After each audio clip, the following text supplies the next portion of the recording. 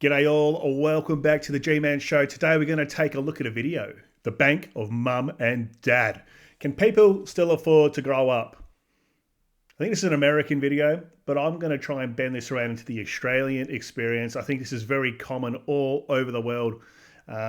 People either having that leg up in life or not. All right, let's jump in. The Bank of Mom and Dad is now one of the largest financial institutions in the world. A 2019 study revealed that American parents represented the seventh biggest mortgage lender in the country, financing over $47.3 billion in the year before.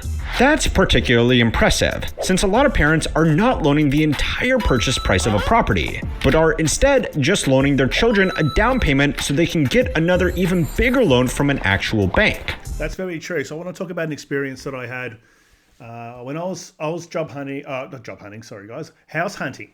Would have been 10 years ago now, at the height of the Melbourne property boom, where prices really haven't moved heaps from there. But back then, it was hot, right? The market was hot. I was in, and I just wanted to buy a house, right? And so I went and leveraged up and all that stupid things that people do, right? That's why I talk from experience to understand the psychology behind it. Anyway, I kept going to all these auctions and just getting blown out of the water. I'm talking about like 200 to 300 grand, like over reserve that you find out. Over the upper band when they say it's on the market. You think to yourself, how are people affording these houses? How are people coming up with this money? And I'm looking at these people who are winning and they're jumping up and down. They got their mum and dad with them. And good luck to them. Like, good on them. Like, everyone will do it if they had the option. You know, in their late 20s to mid 30s. And buying houses that ended up being over $1 million back then. Like, how would you, unless you had a very, very high paying job, which some people do, right? You have two people who you don't go anywhere, you don't do anything for years and years on end to save up, what, 300 or 400 grand before you're 30. I know it can be done, but it isn't the norm. And so you see that people are there with mum and dad. They've gone and given them the deposit. I know a few people who, I had one guy that I knew, right? And I said, I never really got that help. I never got any help. But hey, if I could have gotten the help, I probably would have taken it. All right. I got one guy in my network who comes from a very wealthy family, and he keeps sort of talking about how he's got this house and, like he's really achieved something. His dad bought it for him. I literally bought it for him. The whole thing. He owns it outright. His dad transferred it over to him. So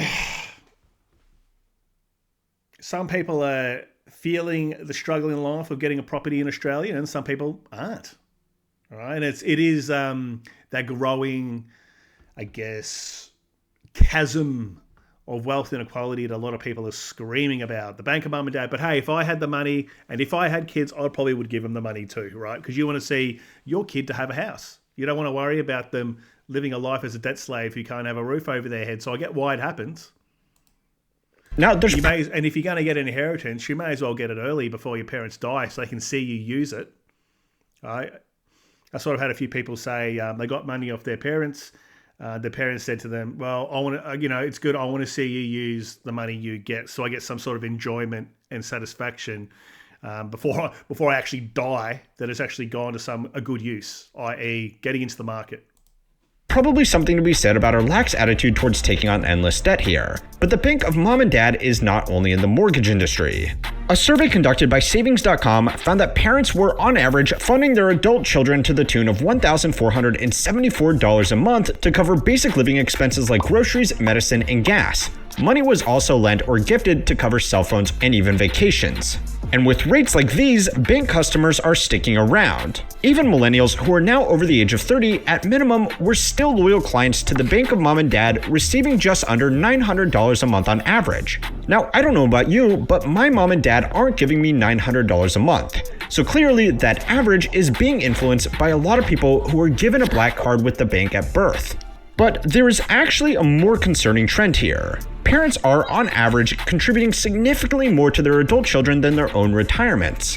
Mom and dad's financing has also become a lot more complex, with equity releases, finance guarantees, networking, tranche benefits, and of course, serious terms and conditions. That's the thing, right? Because back in the good old days, back in the day, maybe 30 years ago in prior generations, housing's never been easy to get, but it was more obtainable, right, for the average person.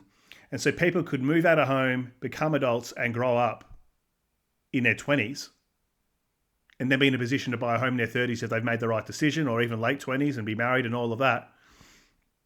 It's not really possible now, unless, as I said, you're on those really high earning people and you're very good and diligent with your money, which is not most people. And so what happens, because rent's expensive, it's like delayed development, it's arrested development, right? With people growing up and reaching milestones, and it's not really at fault of their own in most cases. It's because you can't afford it. You can't afford to be out, and it's better to stay with family, and everyone help them out that way. And I've got nothing against that. I come from a European heritage. That's very common to people to stay at home until they get married. I think it's good. So if you've got a good relationship with your parents and you can deal with each other, and they're going to help you get a leg up by not paying rent and staying at home, do it. Absolutely do it.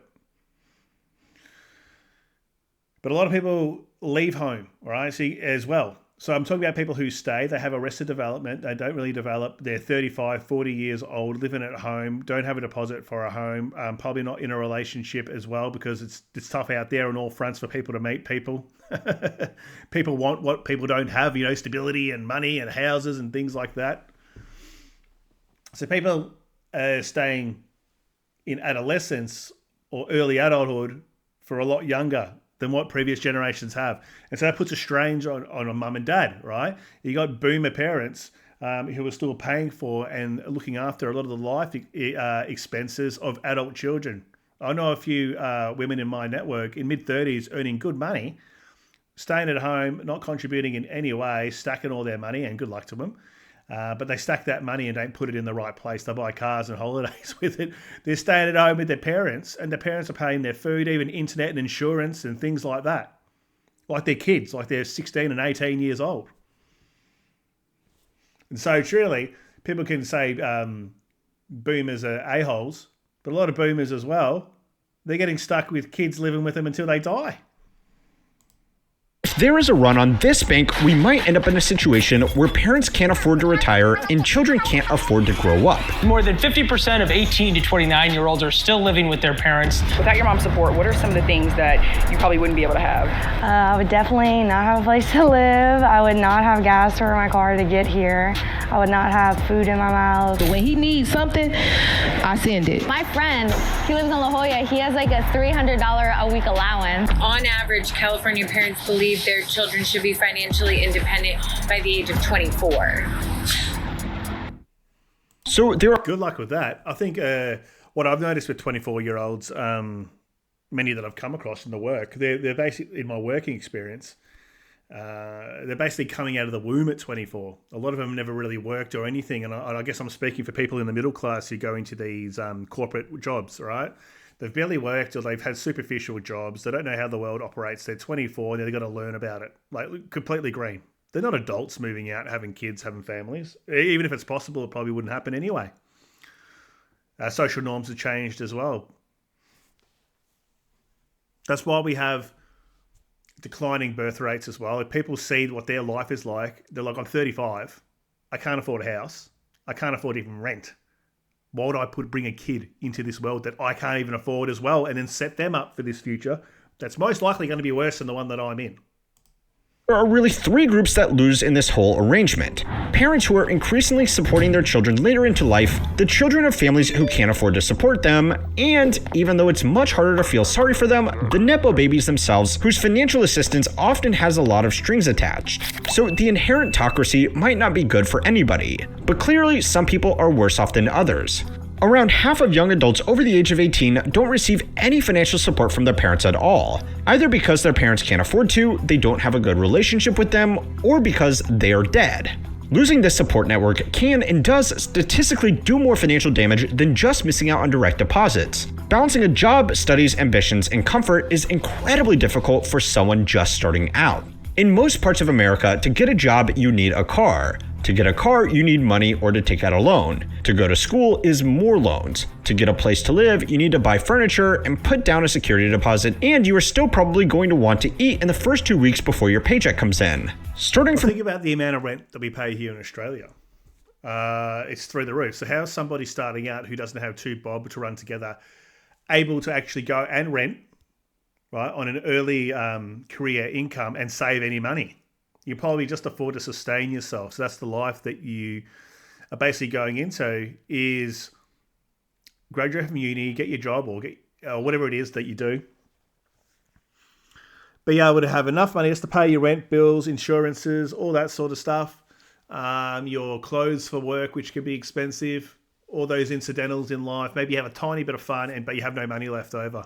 Or you can stay at home with your parents if you're lucky, and really stack your money. I think that's the only way to really do it as a young person these days. If you're moving out in your early 20s or late teens, you're probably setting yourself up for a really hard financial time, especially if you do have the option of staying at home. I would suggest people do it. People say, oh, well, you miss out on life experience and all of that. Yeah, but then you're able to stack money if you're good at it, and then you're able to actually progress in life. Because very difficult. Yeah, cool. People want to move out. They want to go get apartments, dudes and chicks. They get excited. They want to have parties. They want to go and bang people off dating apps and be able to bring them back home and without sneaking them through the house into mum's back room that you're living in.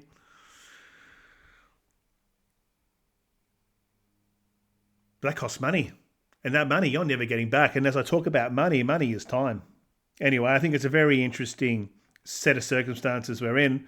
And I personally believe it's not going to get any better. It's not going to get any better at all.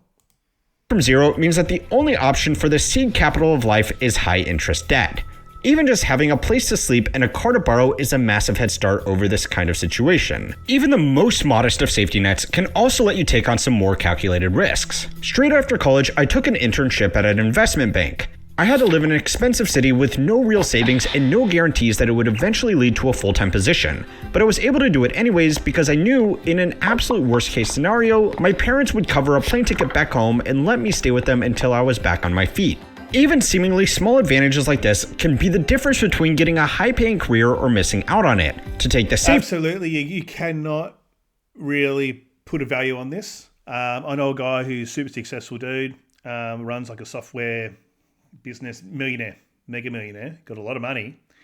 The only reason why he was able to focus on that business without worrying about it being successful or not is because he comes from a wealthy family, right? He was able to stay in his house that his dad paid for. And there's nothing wrong with that, right? Some people just have a better set of circumstances that they're born in life. Now, if he needed to pay his mortgage or pay rent and do all of that and actually had to worry about money, because he's never had to worry about money, this guy, I'm pretty sure the risk management process would be a lot different. You'd be like, shit, can I actually sustain to do this? Or do I need to go and get a bloody job, any job to be able to pay for my life? I think that's a really great point. It isn't just the money, it's the idea of having a safety net and the confidence to pursue your dreams. I know people go and pursue their dreams anyway, but I think this is a huge factor because a lot of people will go, you know what? It's too hard. I can't do without the money. I don't want to do without the money. Maybe in a few years I'll do this dream when I'm in a better position. They never get into that position. The dream never happens. Trapped doing something they hate their whole life. Safer but less lucrative option. This is the same reason why successful actors or business people overwhelmingly come from stable backgrounds, because being able to take a risk is a luxury a lot of people can't afford. Peter Temin, an economist from MIT, has claimed through his now infamous research that breaking the cycle of poverty now takes 20 years at minimum with absolutely nothing going wrong. He noted that the quality of your nepotism really depends on what your family was doing back before the 1970s when productivity growth started to outpace wage growth. Before this time, people on professional incomes could amass equity in asset markets and real estate relatively easily, which built up a secure foundation. Over time, hourly wages ended up buying less and less, and debt became more available. For people without assets, it became a tool to keep up, and for people with assets, your debt became their equity. The only reason homes are so expensive today is because people can get loans to buy them, either from a real bank or the bank of mom and dad. The analogy is that starting a fire from scratch is really, really hard, and even the slightest bit of rain can destroy even the most dedicated efforts. Starting a new fire with a little flame taking from an existing fire that has been burning since the bright sunny days of the 1970s is much easier, and even pretty bad weather probably won't put it out once it's going. So yeah, nepotism is overpowered. I know that's probably not shocking to you, but the real problem is what this has been able to cover up so far. So it's I think it's really interesting because there's a lot of discourse and hate around this in Australia about people getting a leg up from their parents. But the reality is, if you had that situation too, and if you're one of those people who hate that people have been able to get a house bought for them or give money given to them or their education paid for, you'll do it too. Yeah, it is. It is annoying because you get all of these people who have had things bought for them, and they like to think that they understand what it's like to have to grind for a long amount of time and sacrifice and go without to even get close to achieving what they've been given. You probably won't achieve what they've been given because of the compounding factor of time. That's the thing that people get pissed off about. Nepotism as well, it's very rife in the workplace. I've noticed it a lot in corporate Australia. You know, you get some senior people and all of a sudden their daughters are working there and their sons are working there in these places that are prestigious and hard to get into. And they're a complete muppet. But somehow they're in there. They're in there because they've been given the opportunity directly from the parents. If you don't think that, if you actually think it doesn't happen and it's all an even playing field, well, I've got news for you because I've seen it firsthand on many different occasions. Time to learn how money works to find out how to fix it and what happens if we don't. This week's video is sponsored by Odoo. Odoo is a complete business management platform that brings... All right, we'll skip past that and I'll start ranting again. Home equity conversion mortgages, otherwise known as reverse mortgages, have slowly become one of the most popular ways for the bank of mom and dad to raise capital. They work like this.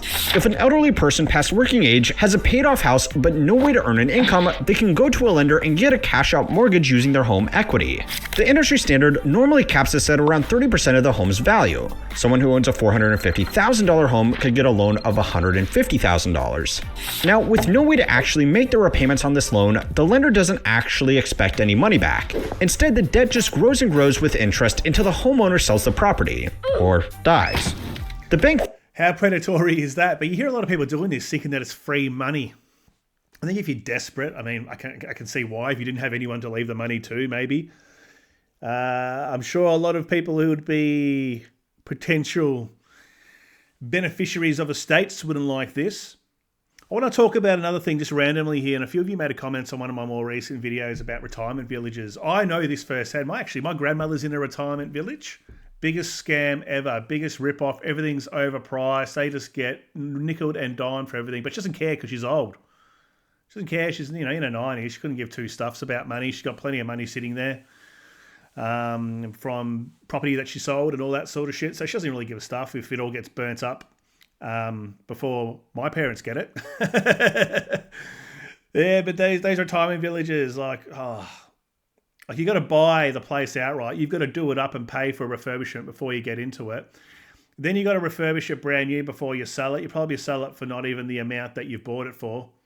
It's just the biggest load of shit. Everything's inflated. All the services, all the internet, everything that happens there is just price gouging old people who probably are at a point in their life where they don't care, or their faculties aren't working 100%. They're not 100% with it, in terms of working out that they're being taken advantage of as well. But guess who finds out? Their kids. They're probably middle-aged to elderly kids, so you have to look at the finances and just go, what is going on here?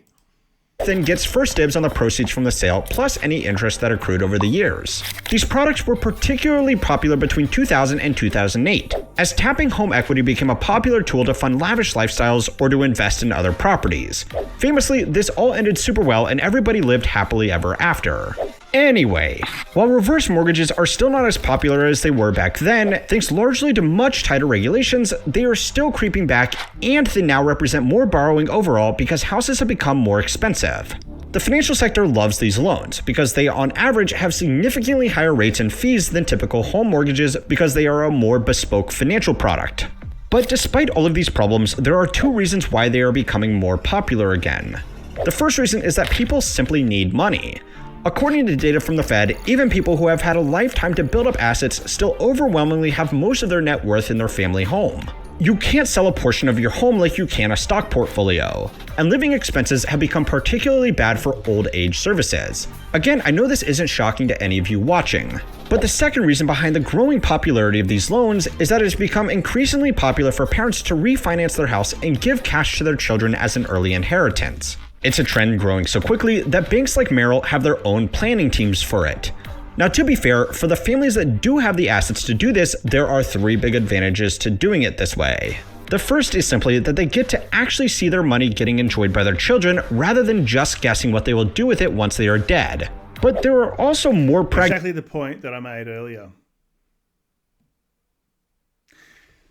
I'm really going to be interested to see in another 20 or 30 years the sort of demographic of people who own homes and a demographic of people who don't own homes, because really house prices are only going to go one way, and that's up. As much as people think that it can't go up anymore, it will. People have been saying that ever since I can remember. Can't go up any more than what they are. No, they will. They will. They just become something that only very wealthy people can afford, a freestanding home, which is just about where we are at the minute anyway.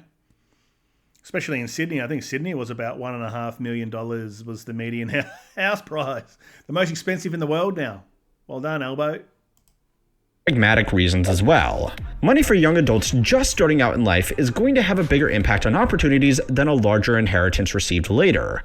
The average age someone receives an inheritance is now 51 years old, which roughly makes sense as the average life expectancy minus the average age that people have children.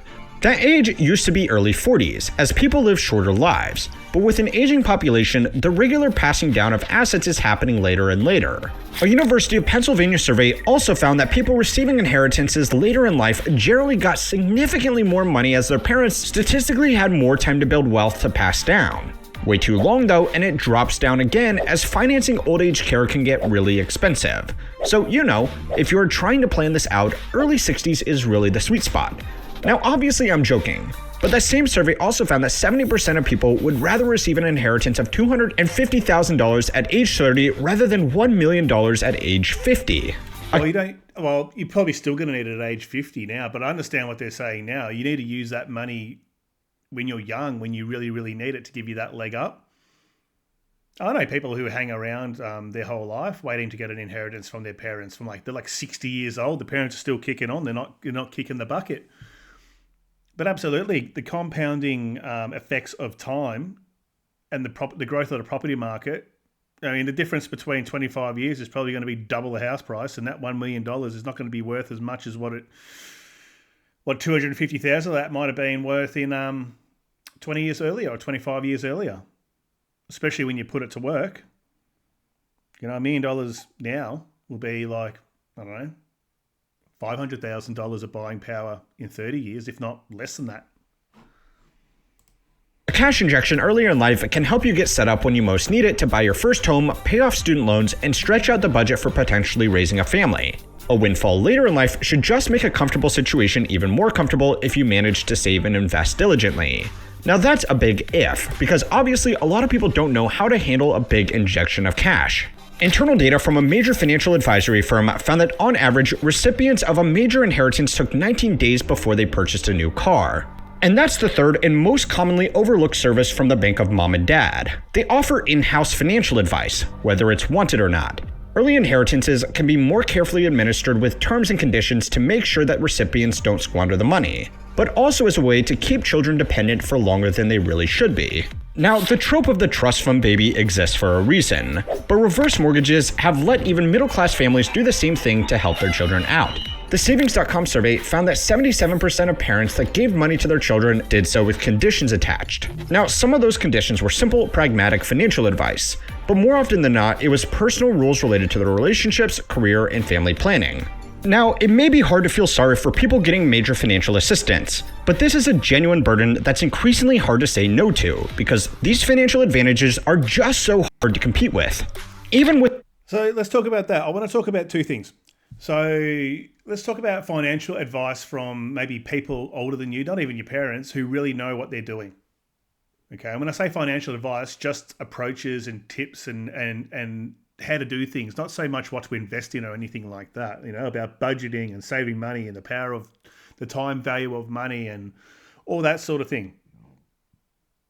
I was very fortunate that I grew up in a family where frugality and getting the most out of your money was a very important topic and something that my parents really pushed on to me. And so I've taken those views from a very early age. Now, I've got friends who never received any of that guidance, any of that information, never really sorted out. They're my age, and they're in a far different financial position to what I am. I'm not saying anyone's right or wrong. I'm just saying it's just a difference of information, and applying information also compounds over time.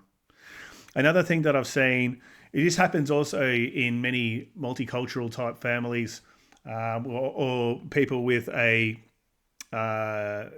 background that's not Australian, is the parents will give them money, but they're also going to treat it with a condition that you need to basically be their retirement plan. They need to live with you. So say if they buy a house and they give you some money to go and develop a house, they want to make sure they've got a bedroom in the house until the day they die. And that's probably something that I probably wouldn't want to sign up for. People do.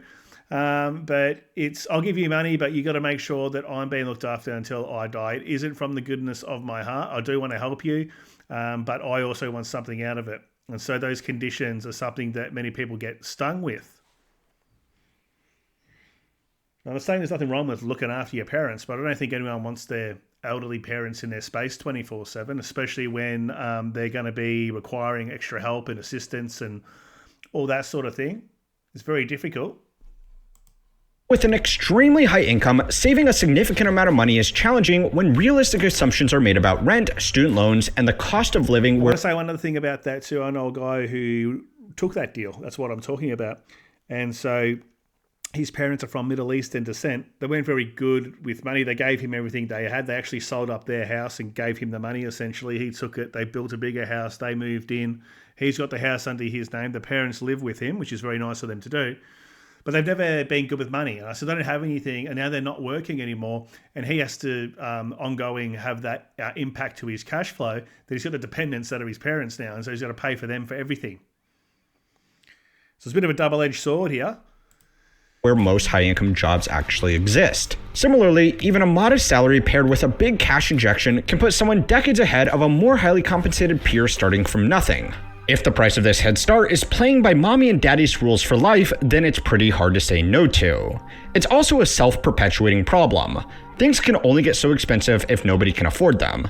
The reason that college tuition has outpaced inflation is because student debt has become really easy to access and really safe for institutions to offer. Similarly, home lending has become easier and cheaper thanks to things like national credit reporting agencies, low deposit mortgages, and tax advantages for homeowners. And that's all just made entry-level homes more expensive. If getting an advance at the bank of mom and dad becomes the norm, it will again just make big life milestones more expensive for everybody, including those that unfortunately don't have open accounts there. And this is why more and more parents are feeling obligated to help their children, even if they can't really afford to. Starting out in life has become extremely expensive, but so has the stuff at the end of it. Aged care has become a huge and oftentimes predatory industry, where comfort... Oftentimes it is an absolute rot, aged care. While a necessity, they raid superannuation balances, they raid pensions, they raid all the assets that the person has, right? Like it is completely predatory, but I guess people don't want to look after their elderly parents who are sick. You can understand why, like it's a full-time job if you're going to have to do that. And so, yeah, a lot of generational wealth gets eaten up there. I was talking about that probably midway through this video. My own grandmother in this position. Like she's a bit able-bodied. She doesn't need round-the-clock care. She's out and she does this, that, the other. But really, they're milking her out for every little thing. And so when she sells the place, or when, like, say, my dad has to take over her affairs when she passes away, who knows when that'll be? Like she's in her 90s, she keeps kicking, right? You'll have to sell that place and take a bath as well, all right? Like paying for it all to be refurbished brand new and all this sort of shit, and it all has to be done by their maintenance contractors and their trades, and it's just a huge rot. A huge rot. Really does depend on how much people can afford. Almost half of the surveyed parents reported making sacrifices to their own financial security to support their adult children, with the most popular source of funding simply being retirement accounts. So the bank of mom and dad isn't good for mom and dad. It isn't good for the children who give up their independence to get a head start, and it certainly isn't good for the children from families who can't support them, or worse still, who they have to support. But the world's biggest financial institution also isn't good for a generation of people who don't even exist yet. It's no secret that one of the main reasons why people choose not to have children is because they simply can't afford to. Even amongst high-income earners, the financial burden of children is making a lot of people reconsider starting a family, with most reporting to Pew Research that they have other financial goals that need to be met first. If people assume that they will need to be the bank of mom and dad, they are naturally going to want even more financial security before starting a family, because not only do they need to get themselves set up, they also need to be comfortable enough to support their children so they aren't left behind. Absolutely, it's a tough time we're in here. To the point where many people, I'm not saying all, but many people are going to be absolutely dependent on generational wealth to be able to buy a property or inheriting a property. Now, who knows what's going to happen here with all the taxes that the government's doing on unrealised, property gains and superannuation balances. There'll probably be an estate tax coming in at some point. See how we go. We'll go to full-blown communism here. All right, guys, that's enough of a rant for me on this. Thanks for watching. If there's any videos you want me to do a review on or talk about, send them through to my email. Email's on my channel page. You'll see it in my about information. All right. Thanks, guys.